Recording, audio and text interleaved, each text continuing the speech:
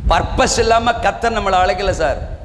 நான் அடிக்கடி சொல்கிற உதாரணம், சில வீட்டுகளில் பாத்ரூம் கப்பு பரிதாபமாக இருக்கும். அதை எந்த நூற்றாண்டில் வாங்கினாங்கன்னே தெரியாது சோதரன். ஆனால் அது அந்த பாத்ரூமில் இருக்கும்.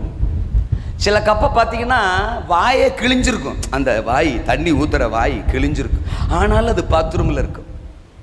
சில கப்பு அந்த கையே முறிஞ்சிருக்கும், தூக்கி ஊற்றும்ல கைப்பிடி, அது முறிஞ்சிருக்கும். சில கப்பு கலரு நீ தேடியும் காணாது இருப்பாய் சோத்திரம்.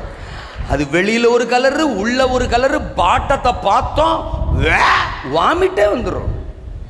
திரும்ப நமக்கு கேட்க தோணும், எப்படிரா இந்த கப்பை எப்படிரா இந்த வீட்டில் யூஸ் பண்ணுறாங்க அப்படின்னு கேள்வி கேட்க தோணும்.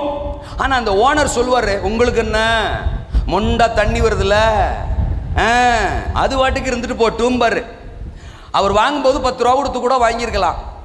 கவனிங்க, 10 ரூபா கொடுத்து வாங்கின ஒரு பாத்ரூம் கப்பு பரிதாபமானதுக்கு பிறகு கூட அதை பயன்படுத்தலாங்கிற ஒரு நோக்கமும் திட்டமும் விருப்பமும் ஆசையும் அந்த ஓனருக்கு இருக்கும்னா, தன் ரத்தத்தையே விலைக்கிரயம் கொடுத்து வாங்கியிருக்கிற உங்களை என்னையும்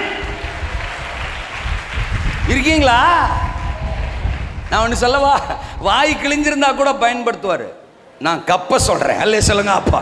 வாய் கிழிஞ்சா கூட சிலர் நம்மளை திட்டுறது இல்லையா, கிழிஞ்ச வாய் ஓட்ட வாய் பரவாயில்லன்றாரு, நான் யூஸ் பண்ணிக்கிறேன். அல்லேலூயாவா?